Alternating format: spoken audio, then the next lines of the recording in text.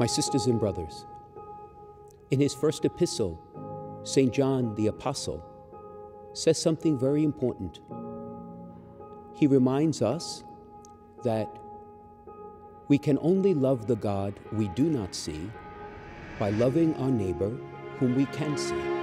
Of course, in his own context, the early Christians suffered mightily for their faith, and it was precisely by loving one another in that earliest community that they showed in a convincing way that God was alive for them and that they loved him. You and I live in a world which also is very troubled, very divided, where too many are in great need.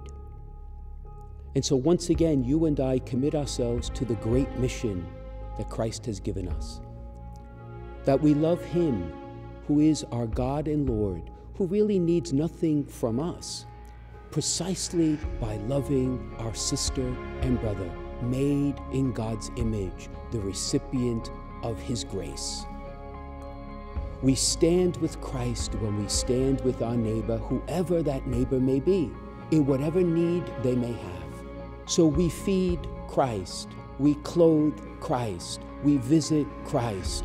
We are with Christ in his moments of sickness and suffering precisely when we stand with our neighbor, who together form his presence in the world.